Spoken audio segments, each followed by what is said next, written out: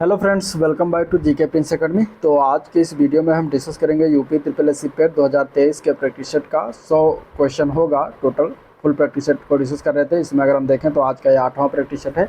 इसके पहले 7 practice set हो चुका है। ठीक है, तो जिन लोगों ने वीडियो नहीं देखा है तो जाइए चैनल पेज पर, उसकी वीडियो भी देखिए। लिंक उसका मैं डिस्क्रिप्शन बॉक्स में दे दूँगा, वहाँ से देख सकते हैं। ठीक है, तो आज का प्रैक्टिस सेट नंबर 8वां स्टार्ट करते हैं और एक एक करके हम टोटल 100 क्वेश्चन को देखने वाले हैं। तो चलिए वीडियो को स्टार्ट करते हैं। स्टार्ट करने से पहले अगर आप लोग चैनल पर नए हैं अभी तो सब्सक्राइब नहीं किया है चैनल को, तो सब्सक्राइब करना मत भूलिएगा। साथ ही साथ वीडियो को भी लाइक करते चलिएगा। ठीक है, पहला क्वेश्चन लेते हैं। दिया गया कि लक्षद्वीप का मिनिकॉय द्वीप जो है ये भारत के किस पड़ोसी देश का हिस्सा था। ठीक है, इनमें से पहले किस पड़ोसी देश का हिस्सा था ये बताना है। तो जो मिनिकॉय द्वीप है ये पहले मालदीव का हिस्सा हुआ करता था। आंसर डी ऑप्शन करेक्ट हो जाएगा। ठीक है, जो मिनिकॉय द्वीप है ये लक्षद्वीप का सबसे दक्षिणी द्वीप है और ये जो है द्वीप 9 डिग्री चैनल के पास है। ठीक है, 9 डिग्री चैनल के पास है और ये पहले जो है मालदीव का हिस्सा रहा करता था। दिसंबर 1976 में जो है ये भारत और मालदीव ने एक समुद्री सीमा संधि पर हस्ताक्षर कर दिया, जिसके तहत जो है मिनिकॉय द्वीप को भारतीय सीमा के अंतर्गत मान लिया गया। नेक्स्ट क्वेश्चन है, भारत का सबसे बड़ा केंद्र शासित प्रदेश कौन सा है इनमें से। इसका आंसर क्या हो जाएगा। तो भारत का सबसे बड़ा केंद्र शासित प्रदेश की बात करेंगे तो वो हो जाएगा इनमें से लद्दाख। आंसर ए पार्ट कर हो जाएगा। ठीक है, और सबसे छोटा अगर पूछा जाएगा तो कौन सा है, तो है लक्षद्वीप। सबसे छोटा केंद्र शासित प्रदेश लक्षद्वीप है, जिसका क्षेत्रफल मात्र 32 वर्ग किलोमीटर होता है। ठीक है, 32 वर्ग किलोमीटर है और वर्तमान में क्षेत्रफल की दृष्टि से सबसे बड़ा अगर देखेंगे तो लद्दाख सबसे बड़ा हो जाएगा और दूसरे स्थान पर की बात करेंगे तो जम्मू और कश्मीर आता है। अगला क्वेश्चन है, निम्नलिखित में से कौन सा राज्य त्यौहार युग्म सही नहीं है। ठीक है, गुड़ी पड़वा त्यौहार जो है ये कहाँ महाराष्ट्र में मनाया जाता है। बैसाखी उत्तर प्रदेश में मनाया जाता है, जो कि गलत है। तो यही आपका आंसर हो जाएगा, क्योंकि हमें गलत ऑप्शन ही बताना था। बैसाखी जो मनाया जाता है ये पंजाब में मनाया जाता है। ठीक है, पंजाब का त्यौहार है, ना कि ये उत्तर प्रदेश का त्यौहार। बाकी छठ पूजा बिहार में होता है, दुर्गा पूजा पश्चिम बंगाल में मनाते हैं। नेक्स्ट क्वेश्चन देखते हैं। तो पारितंत्र में विभिन्न स्तरों पर रहने वाली विभिन्न प्रजातियों के ऊर्ध्वाधर के वितरण को क्या कहा जाता है। तो पारितंत्र में विभिन्न स्तरों पर विभिन्न प्रजातियों के ऊर्ध्वाधर वितरण को हम स्तर विन्यास कहते हैं। इसमें से आंसर इसका सी ऑप्शन करेक्ट हो जाएगा, स्तर विन्यास। जैसे कि एक जंगल में वृक्ष जो है, वृक्ष की अगर हम बात करेंगे तो एक जंगल में वृक्ष सर्वोपरि ऊर्ध्वाधर स्तर पर होता है। झाड़ियाँ जो दूसरे स्तर पर आती हैं, उसके साथ ही साथ नीचे जो सबसे पाया जाता है जड़ी बूटियाँ घास जो होते हैं वो निचले या धरातलीय स्तर पर निवास करती हैं। तो इसको हम स्तर विन्यास कहते हैं। आंसर इसका सी ऑप्शन करेक्ट हो जाएगा। वर्तमान भारतीय निर्वाचन आयोग द्वारा राष्ट्रीय मतदाता दिवस कब मनाया जाता है। Important question. राष्ट्रीय मतदाता दिवस हर वर्ष मनाते हैं 25 जनवरी को।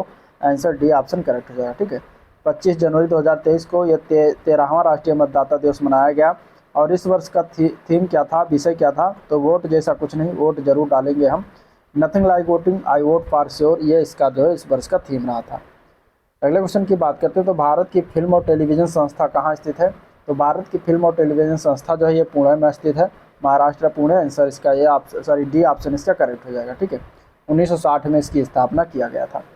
अगला क्वेश्चन है, रूमी दरवाज़ा कहाँ स्थित है। तो रूमी दरवाज़ा की अगर हम बात करेंगे तो ये लखनऊ में स्थित है। इसकी ऊंचाई याद रखिएगा 60 फीट। ठीक है, 60 फीट इसकी ऊंचाई है, ये याद रखिएगा, एग्जाम में पूछा जा चुका है। रूमी दरवाज़ा की दरवाज़ा लखनऊ में स्थित है और इसका निर्माण जो है नवाब आसिफउद्दौला के शासनकाल के दौरान 1784 से 86 ईस्वी में इसका जो है निर्माण किया गया था। इसे तुर्की गेट भी कहते हैं। नेक्स्ट क्वेश्चन है, आत्मकथा माई एक्सपेरिमेंट विथ ट्रुथ, इसका जो है मूल रूप से किस भाषा में लिखी गई थी। तो ये गांधी जी की आत्मकथा है और ये महात्मा गांधी जी की आत्मकथा जो कि मूल रूप से गुजराती भाषा में लिखा गया था। तो आंसर इसका क्या हो जाएगा, सी ऑप्शन करेक्ट हो जाएगा। विधान परिषद किसी साधारण विधेयक को निम्न में से किस अवधि तक रोक सकती है। तो संविधान का अनुच्छेद 197 है, जिसके तहत धन विधेयक से भिन्न विधेयक जो होता है, जिसको साधारण विधेयक कहते हैं, उसको विधान परिषद प्रथम बार में 3 माह तक तथा विधानसभा द्वारा पुनः पारित किए जाने पर 1 माह तक, इस प्रकार अगर देखा जाए टोटल तो 4 माह तक रोक सकती है। धन विधेयकों के विधान परिषदों को जो है 14 दिन की अवधि के अंदर लौटाना होता है। तो करेक्ट आंसर इसमें बी पार्ट करेक्ट हो जाएगा। नेक्स्ट क्वेश्चन देखते हैं। निम्नलिखित में से कौन सी पूंजीवादी अर्थव्यवस्था की विशेषता नहीं है। इनमें से पूंजीवादी अर्थव्यवस्था की विशेषताओं की बात करेंगे तो निजी संपत्ति का अधिकार जो कि पूंजीवादी अर्थव्यवस्था की विशेषता है, प्रौद्योगिकता भी रहती है इसमें और उपभोक्ताओं के चुनाव की स्वतंत्रता भी रहती है। आंसर हो जाएगा सी पार्ट। सेवा प्रयोजन कार्य इसमें नहीं होता। तो आंसर सी ऑप्शन करेक्ट हो जाएगा। किस देश ने वस्तु एवं सेवा कर यानी कि जीएसटी जीएसटी कर सबसे पहले लागू किया गया था, यह बताना कौन से देश में सर्वप्रथम लागू हुआ था। तो जीएसटी को सर्वप्रथम लागू करने वाला देश का नाम है फ्रांस। आंसर इसका क्या हो जाएगा, सी ऑप्शन करेक्ट हो जाएगा। ठीक है, फ्रांस में सर्वप्रथम 1954 में ही जीएसटी जो है लागू कर दिया गया था। ठीक है, चलिए भारत में कब लागू किया गया था, भारत में 1 जुलाई 2017 को, ये भी याद रखिएगा। नेक्स्ट क्वेश्चन, भारतीय रिजर्व बैंक ने सूक्ष्म वित्त के अध्ययन और उस पर सुझाव हेतु जो है समिति का गठन किया गया था और इसके अध्यक्ष कौन थे। तो इसके अध्यक्ष जो थे उनका नाम था Y H. Malegam. Answer A part correct हो जाएगा। ठीक है, वाई.एच. मालेगाम। अगले प्रश्न की बात करते हैं, तो मीरा सेठ समिति का संबंध किससे था। तो मीरा सेठ समिति के संबंध की अगर हम बात करेंगे तो इनका हथकरघा क्षेत्र के विकास से संबंधित इनका जो है समिति का संबंध रहा था। तो आंसर ए पार्ट करेक्ट हो जाएगा। ठीक है, 1995 में इन्होंने अपनी जो सिफारिशें जो थी वो कपड़ा मंत्रालय को सौंपी थी। नेक्स्ट क्वेश्चन देखते हैं, मिलान करना है अगले क्वेश्चन में। ठीक है, अगले क्वेश्चन में क्या करना है, मिलान करना है। सूची प्रथम पंचवर्षीय योजना दिया गया है। प्रथम पंचवर्षीय योजना का कार्यकाल कितने वर्ष तक रहा था, 5 वर्षों तक रहा था, 1951 से लेकर 1956 तक। तृतीय पंचवर्षीय योजना का कार्यकाल जो रहा था वो 1961 से लेकर 1966 तक रहा था। और चौथी पंचवर्षीय योजना का कार्यकाल 1969 से 1974 तक। और छठवीं का 1980 से लेकर 1985 तक। ठीक है, तो इस तरीके से मिलान करने के लिए भी आ जाएगा, तो इसके लिए भी तैयार रखिएगा। आंसर इसका बी ऑप्शन करेक्ट हो जाएगा। नेक्स्ट क्वेश्चन है, ध्वनि निम्नलिखित में से किस माध्यम से तीव्रता से गुजरती है। तो ध्वनि इनमें से देखा जाएगा तो आंसर हो जाएगा बी पार्ट, ठोस में जो है तीव्रता से गुजरती है। तो आंसर हो जाएगा बी ऑप्शन करेक्ट। अगला प्रश्न है, निम्नलिखित में से कौन सा एंजाइम लार में पाया जाता है। तो इनमें से अगर देखा जाएगा तो टाइलिन जो एक प्रकार का एंजाइम होता है जो कि हमारे लार में पाया जाता है। तो आंसर इसका डी ऑप्शन करेक्ट हो जाएगा। ठीक है, कवकों के अध्ययन को क्या कहते हैं। तो कवक के अध्ययन को हम कहते हैं इनमें से माइकोलॉजी हो जाएगा। आंसर इसका क्या हो जाएगा, सी पार्ट करेक्ट हो जाएगा। ठीक है, प्लास्टिक की बोतलें एक बहुलक की बनी होती हैं जिसे पीईटी कहा जाता है। पीईटी का फुल फॉर्म क्या है। तो पीईटी का फुल फॉर्म होता है पॉलीएथिलीन टेरिप्थलेट। ठीक है, पॉलीएथिलीन टेरिप्थलेट होता है। आंसर इसका ये ऑप्शन करेक्ट है। ठीक है, ये पॉलिस्टर जो होता है परिवार का जो है पॉलिस्टर परिवार का रेसिन है जो कृत्रिम रेशा प्लास्टिक की बोतलें आदि बनाने में प्रयोग किया जाता है। नेक्स्ट क्वेश्चन है, निम्नलिखित में से किसे एप्सम साल्ट के नाम से जानते हैं। तो एप्सम साल्ट का ही रासायनिक नाम क्या है, magnesium sulphate. Answer D part हो जाएगा। इसका अगर हम फार्मूला देखेंगे तो MgSO4 इसका जो है फार्मूला होता है। क्रिस्टलीय पदार्थ हो, पानी में क्या होता है, घुलनशील होता है। अगला क्वेश्चन है, अभिव्यक्ति की स्वतंत्रता किस मौलिक अधिकार के अंतर्गत आती है। तो वाक स्वतंत्रता एवं अभिव्यक्ति की स्वतंत्रता ये मौलिक अधिकार के अंतर्गत आता है अनुच्छेद 19(1) में। ठीक है, वर्णित जो स्वतंत्रता का अधिकार है उसके तहत आता है। तो आंसर बी पार्ट हो जाएगा। अनुच्छेद की बात करेंगे तो अनुच्छेद 19 के 1 के काम में ये वर्णन है। अगला क्वेश्चन, भारत की संविधान सभा का प्रारूप समिति के अध्यक्ष कौन थे। तो भारत की संविधान सभा के प्रारूप समिति के अध्यक्ष की बात करेंगे तो डॉक्टर भीमराव अम्बेडकर को नियुक्त किया गया था। आंसर बी सी पार्ट हो जाएगा।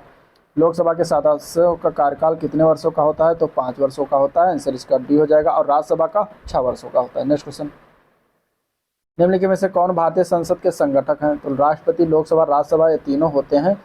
तो तीनों मिलकर जो है संसद बनाते हैं। तो आंसर डी पार्ट करेक्ट हो जाएगा। ठीक है, अगला क्वेश्चन है, निम्नलिखित में से कौन सी समिति को प्राक्कलन समिति की जुड़वा बहन कहा जाता है। तो जुड़वा बहन कहा जाता है इसमें से अगर देखा जाएगा तो आंसर क्या हो जाएगा, तो लोक लेखा समिति जो होता है ये प्राक्कलन समिति की जो है जुड़वा बहन कहलाती है।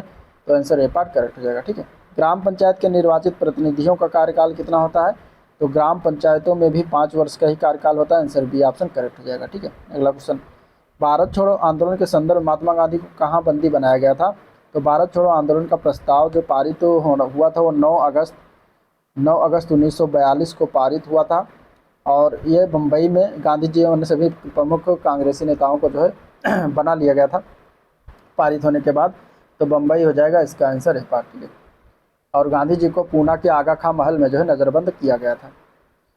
नेक्स्ट क्वेश्चन है, गांधी जी को वन मैन बाउंड्री फोर्स कहकर किसने संबोधित किया था। तो ये कहा गया था माउंट बेटन के द्वारा। आंसर सी पार्ट हो जाएगा। ठीक है, माउंट बेटन ने इन्हें वन मैन बाउंड्री फोर्स की उपाधि प्रदान की थी।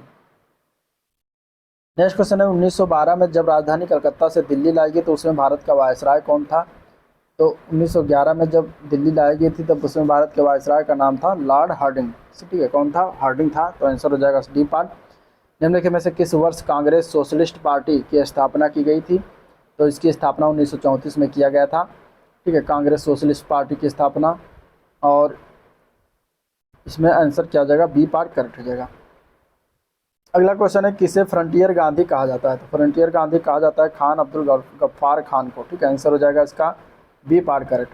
इन्हें जो है फ्रंटियर गांधी या सीमांत गांधी या बाचा खां या फ़क्र अफगान आदि नामों से जानते हैं। ठीक है, 1987 में इन्हें जो है भारत रत्न की उपाधि से भी सम्मानित किया गया है। महालवाड़ी व्यवस्था किसने जो है तैयार किया था? तो महालवाड़ी भूमि व्यवस्था जो जन्मदाता थे उनका नाम था हॉल्ट मैकेंजी। हॉल्ट मैकेंजी नाम था। आंसर ए पार्ट करेक्ट हो जाएगा। ठीक है, नेक्स्ट क्वेश्चन है माउंट आबू स्थित मशहूर दिलवाड़ा जैन मंदिर ये निम्नलिखित में से किस समुदाय का पवित्र स्थल है? तो दिलवाड़ा मंदिर दिलवाड़ा जैन मंदिर से कहते हैं। आंसर इसका हो जाएगा बी पार्ट। जैन धर्म से संबंधित एक पवित्र तीर्थ स्थल है। ठीक है, ये माउंट आबू सिरोही राजस्थान में स्थित है। आंसर क्या हो जाएगा इसका बी पार्ट करेक्ट हो जाएगा। ठीक है, चालुक्य शासक था प्रथम भीमदेव प्रथम, उसका सामंत था विमल शाह, उसी ने जो है इसे बनवाया था, इसका निर्माण करवाया था। ठीक है, अगला क्वेश्चन है कलिंग का युद्ध किस वर्ष में हुआ था? तो कलिंग का युद्ध जो हुआ था वो था 261 ईसा पूर्व। आंसर इसका बी पार्ट हो जाएगा। अशोक के राज्यकाल में महत्वपूर्ण घटना थी। ठीक है, और अशोक ने इसमें विजय प्राप्त की थी और अशोक का 13वां जो शिलालेख है उसमें जो है इस युद्ध का जो है स्पष्ट उसमें साक्ष्य मिले हैं, संदर्भ जो है दिया गया है। तो आंसर बी पार्ट हो जाएगा 261 ईसा पूर्व। ठीक है, नेक्स्ट क्वेश्चन है स्मारक और निर्माता दिया गया है। अलाई दरवाज़ा के निर्माता कौन है? तो अलाउद्दीन खिलजी हैं। अलाउद्दीन खिलजी हो जाएगा। ठीक है, बुलंद दरवाज़ा फतेहपुर सीकरी में इसके निर्माता कौन है? तो अकबर है। मोती मस्जिद आगरा के निर्माता शाहजहाँ है। मोती मस्जिद दिल्ली वाला ये औरंगजेब इसके निर्माता है। तो इस तरीके से ये 1 2 3 4 हो जाएगा सीधा। तो आंसर क्या हो जाएगा सी पार्ट करेक्ट हो जाएगा। नेक्स्ट क्वेश्चन है वर्धन राजवंश की स्थापना किसने किया था? तो वर्धन राजवंश की स्थापना की अगर हम बात करेंगे तो बाणभट्ट की रचना जो है हर्षचरित उसके अनुसार वर्धन वंश की स्थापना पुष्यभूत नामक राजा ने किया था। आंसर क्या हो जाएगा ए पार्ट हो जाएगा। ठीक है, और हर्षवर्धन जो है इस वर्ष का सबसे महान शासक था। भारतीय जनगणना आमतौर पर हर कितने वर्ष के बाद किया जाता है? तो आमतौर पर अगर देखा जाए भारतीय जनगणना तो ये आमतौर पर हर 10 वर्ष के बाद किया जाता है। आंसर सी ऑप्शन करेक्ट हो जाएगा। ठीक है, नेक्स्ट क्वेश्चन है इंडिया स्टेट फॉरेस्ट रिपोर्ट 2019 के अनुसार देश के कुल के क्षेत्रफल में से कितना भौगोलिक क्षेत्र वनों और वृक्षों द्वारा आच्छादित है? तो 2019 के अनुसार 24.56% रहा था। आंसर बी पार्ट हो जाएगा। ठीक है, लेकिन 2021 के अनुसार अगर देखा जाए तो 24.62% हो गया है। 24.62% हो गया है। नेक्स्ट क्वेश्चन है विश्व की सबसे बड़ी coral reef great barrier reef ये कहाँ पर स्थित है? तो ग्रेट बैरियर रीफ जो है ये विश्व की सबसे बड़ी प्रवाल भित्ति है और ये जो है ऑस्ट्रेलिया महाद्वीप के क्वींसलैंड के उत्तर पूर्व प्रशांत में स्थित है।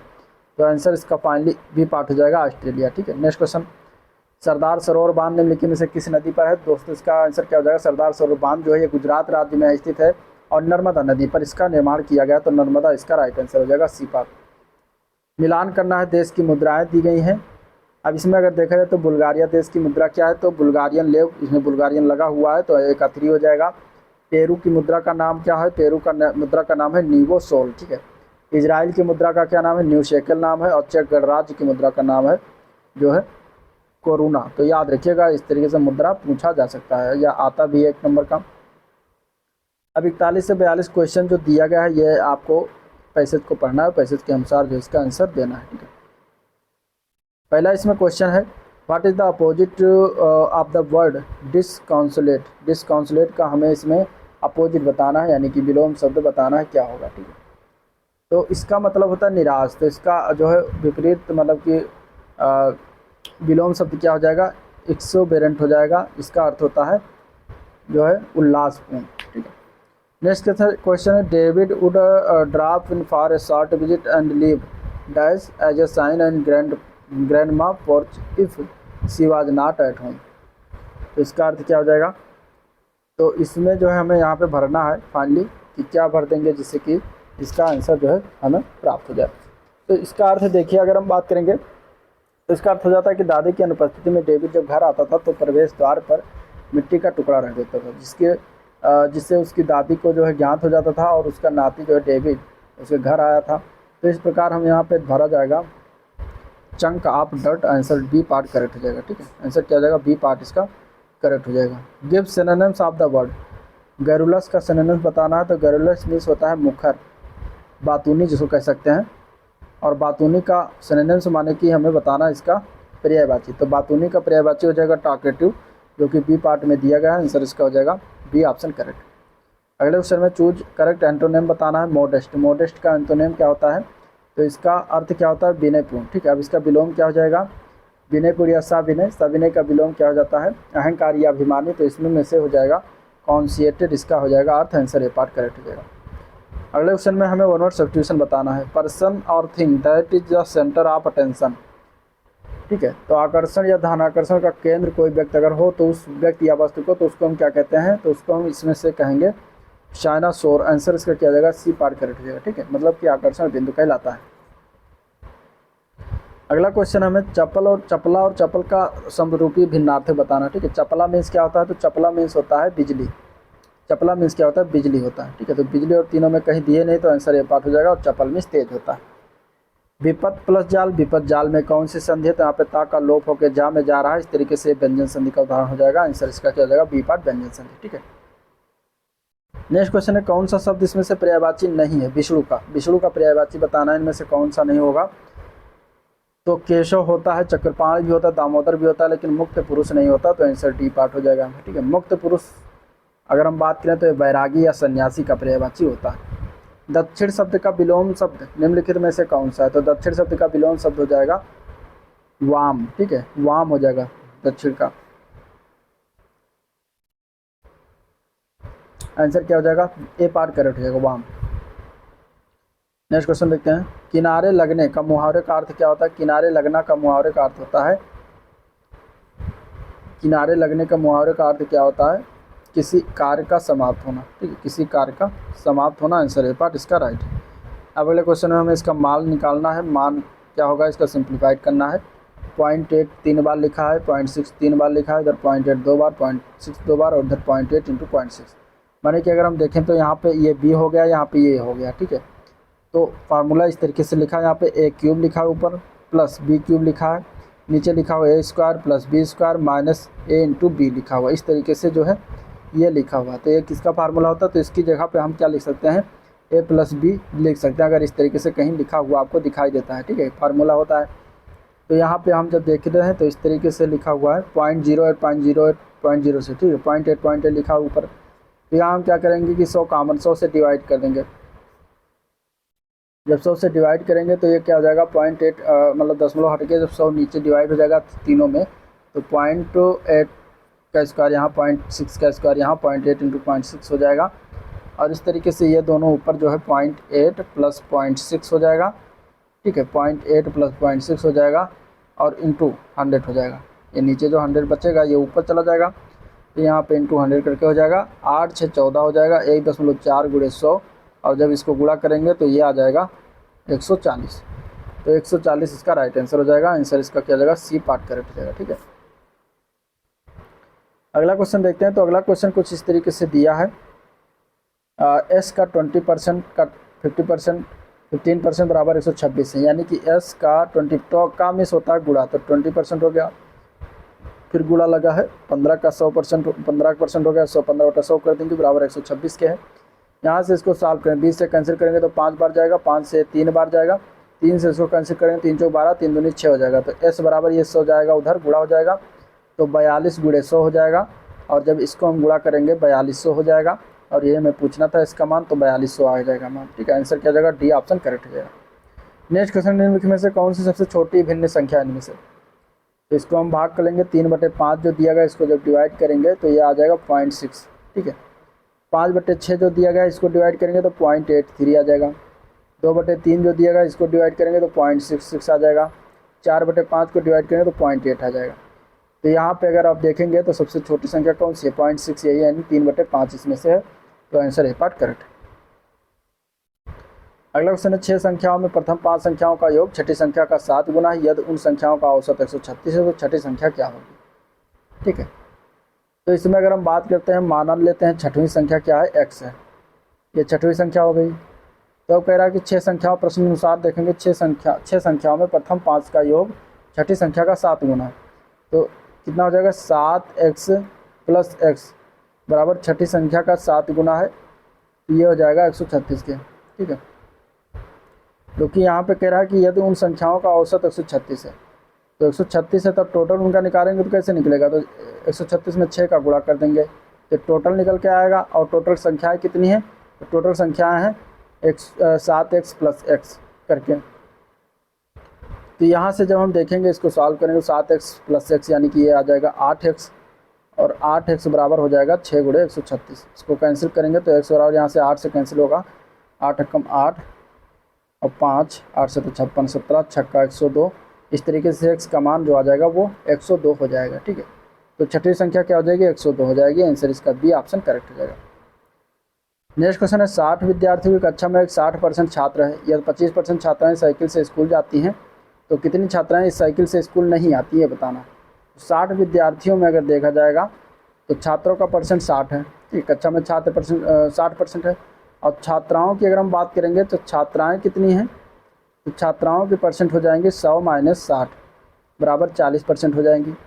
अब 40% कितना हो गया, तो 60 का 40, क्योंकि टोटल 60 विद्यार्थी हैं तो 60 का 40% निकाल लेंगे तो हमें छात्राओं का मान पता चल जाएगा। तो कितना आ जाएगा, 24 आ जाएगा। अब कह रहा है कि उसमें से 25% छात्राएं स्कूल से आती हैं, यानी कि 24 जो आती हैं बच्चियाँ, इनमें 25% आती हैं सिर्फ साइकिल से। तो 25% निकालेंगे 24 का, तो 25 चौका 100, 4 × 24 यानी कि 6 बच्चियाँ जो हैं ये साइकिल से स्कूल आती हैं 24 में से। तो कितनी साइकिल से नहीं आएंगी, तो 24 में से 6 जब घटा देंगे तो हमें जो मान प्राप्त होगा, 24 में से जब 6 घटाएंगे तो 18 आएगा, और 18 जो मान प्राप्त होगा ये इतनी बच्चियाँ साइकिल से स्कूल नहीं आएंगी। तो 18 आंसर इसका राइट हो जाएगा, यही पूछा गया था, सी पार्ट इसका करेक्ट हो जाएगा। ठीक है, नेक्स्ट क्वेश्चन है गोलू भोला का पुत्र है। ठीक है, भोला का पुत्र है, कौन है, गोलू। इसके बाद कह रहा है कि शीतल गोलू की पुत्री है। अब गोलू की पुत्री कौन है, शीतल है। फिर कह रहा है कि चित्रा दिलीप की पुत्री है और दिलीप भोला का भाई है। भोला का भाई कौन है, दिलीप है, और दिलीप की पुत्री कौन है, चित्रा है। ठीक है, इस तरीके से हम इसको लगा लिए। इसके बाद कह रहा है कि चित्रा का शीतल से क्या संबंध है, शीतल यहाँ है, चित्रा यहाँ है। ठीक है, तो देखिए अब ये जो हो गया भोलू, भोलू कौन हो जाएगा, चचेरा भाई होगा, और भाई की लड़की क्या हो जाएगी।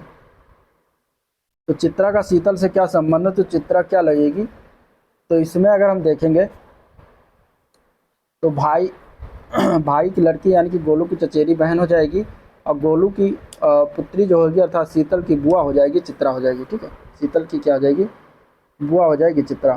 तो आंसर इसका क्या हो जाएगा, चित्रा के बारे में बताना तो शीतल की बुआ हो जाएगी। आंसर सी ऑप्शन करेक्ट हो जाएगा। नेक्स्ट क्वेश्चन है 20 फरवरी 2013 को बुधवार था, तो 28 फरवरी 2016 को क्या होगा।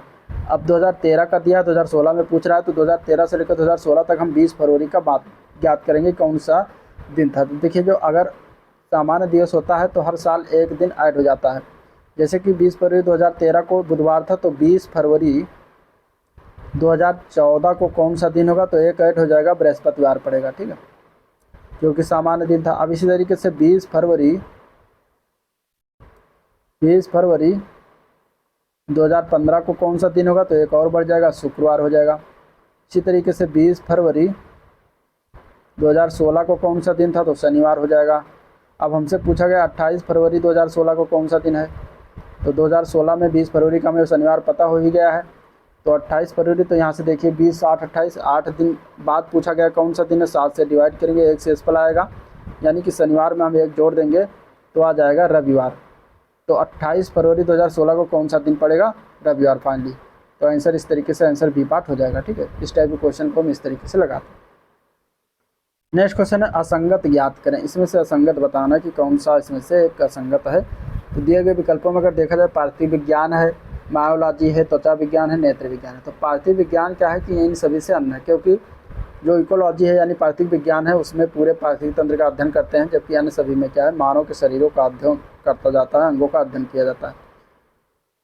तो यहाँ पे फाइनली आंसर ए पार्ट हो जाएगा। अगले क्वेश्चन में कथन निष्कर्ष दिया गया है और इसको पढ़ के जो है हमें इसका आंसर देना है। ठीक है, कुछ इस तरीके से देखिए दिया गया सभी पौधे शाक है। ठीक है, सभी पौधे, तो ये पौधा हो गया, ये हो गया शाक, सभी पौधे क्या है, शाक, शाक हो गया। ठीक है, इस तरीके से दिया है कुछ शाक पेड़ हैं, कुछ शाक पेड़ हैं, ये इस तरीके से हो जाएगा। ठीक है, कुछ शाक क्या हो गया, पेड़ हो गया। अब कह रहा है कि सभी पेड़ झाड़ियाँ हैं, सभी पेड़ क्या हैं, झाड़ियाँ हैं, तो इस तरीके से ये झाड़ियाँ हो गया। अब इसमें कह रहा है कि कुछ झाड़ियाँ पौधे हैं, कुछ झाड़ियाँ पौधे हैं, तो कुछ झाड़ियाँ देखिए पौधे हैं। एक इसका चित्र ये भी बन सकता है, ठीक है। इसमें अगर देखा जाए कुछ झाड़ियाँ, सभी पौधे शाख हैं, ठीक है। और कुछ जैसे झाड़ियाँ जो हैं वो सभी क्या है, पेड़ झाड़ियाँ हैं। तो इसमें अगर देखेंगे कुछ झाड़ियाँ पौधे हैं, तो साफ साफ इसमें दिख रहा है कि झाड़ियाँ यहाँ तक ही है, पौधा यहाँ तक है। तो यहाँ पे देखिए झाड़ियाँ और पौधे में कोई संबंध नहीं है, तो यहाँ पे ये गलत हो जाएगा। फिर दिया है कुछ झाड़ियाँ शाख हैं, तो कुछ झाड़ियाँ, ये झाड़ियाँ और ये शाख इतना आ रहा है, मैचिंग हो रहा है, यानी कुछ है, तो ये सही हो जाएगा। कुछ पेड़ पौधे हैं, पौधा यहाँ पर है, पेड़ यहाँ पर है, तो इसमें भी मैचिंग नहीं हो रहा है, तो इस तरीके से ये भी गलत हो जाएगा। तो आंसर हो जाएगा केवल 2 निष्कर्ष अनुसरण करता है, आंसर बी पार्ट करेक्ट हो जाएगा, ठीक है। नेक्स्ट क्वेश्चन है, तो TYR को 65 के रूप में कोडित करते हैं, गैप को इस तरीके से, तो इमोजी का क्या हो जाएगा। तो यहाँ देखिए क्या किया गया है, ये जो 65 जो लिखा हुआ कैसे आया। तो टी का कोड क्या होता है, टी का स्थान पर 20वें स्थान पर होता है, वाई जो होता है वो 25वें स्थान पर, और आर जो होता है वो 18वें स्थान पर। इन तीनों को अगर हम जोड़ेंगे तो 63 आता है, और 63 में जब 2 जोड़ेंगे तो कितना आ जाएगा, 65 आ जाएगा। इसी तरीके से गैप में अगर देखते हैं तो जी का होता है 7, ए का होता है 1 और पी का होता है 16। इसको जब जोड़ेंगे तो 7 1 8 और 16 8 24 आता है, और 24 में जब 2 जोड़ते हैं तब हो जाता है 26। तो इस तरीके से हम देख सकते हैं कि जो अक्षर दिए गए हैं, अक्षर के क्रमांक को अगर हम ऐड करके उसमें 2 और ऐड कर देते हैं तो हमें जो मान प्राप्त हो जाता है। तो इसी तरीके से हम मौज में करेंगे, एम का होता है 13, ओ का होता है 15 और जे का होता है 10। इन तीनों को हम जोड़ेंगे तो 15 तो 25 और 13 38, और 38 में हम क्या करेंगे 2 और जोड़ देंगे तो 40 हमारा आंसर हो जाएगा फाइनली। सी पार्ट इसका राइट आंसर हो जाएगा, ठीक है। नेक्स्ट क्वेश्चन है, उत्तर प्रदेश में महात्मा बुद्ध कृषि और प्रौद्योगिकी विश्वविद्यालय की स्थापना किस जेल में की जाएगी। तो इसका अब आंसर क्या होगा, इसके आंसर की बात करेंगे तो इसका आंसर हो जाएगा जो है कुशीनगर जिला। कुशीनगर जिले में स्थापना किया जा रहा है, आंसर सी ऑप्शन इसका राइट हो जाएगा, कुशीनगर जिला, ठीक है। अगला क्वेश्चन की बात करते हैं। अगला प्रश्न है, विश्व बैडमिंटन चैंपियनशिप 2023 में कांस्य पदक किस भारतीय खिलाड़ी ने जीता है। तो देखिए ये जो हुआ था कोपेनहेगन डेनमार्क में आयोजित हुआ था विश्व बैडमिंटन चैंपियनशिप 2023 में। तो भारतीय बैडमिंटन खिलाड़ी HS प्रणय ने जो है कांस्य पदक जीता था इसमें, तो आंसर डी ऑप्शन करेक्ट हो जाएगा, ठीक है।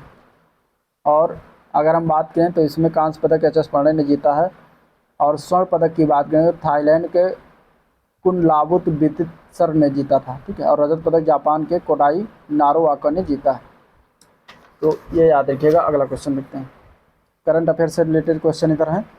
अगला क्वेश्चन है, अगस्त 2023 में संपन्न फीफा महिला विश्व कप 2023 का खिताब किस देश के द्वारा जीता गया है। तो ये जीता गया है जो फीफा महिला विश्व कप 2023 का खिताब 2 देशों के मध्य हुआ था फाइनल, जिसे न्यूजीलैंड और ऑस्ट्रेलिया की मेज़बानी में हुआ था।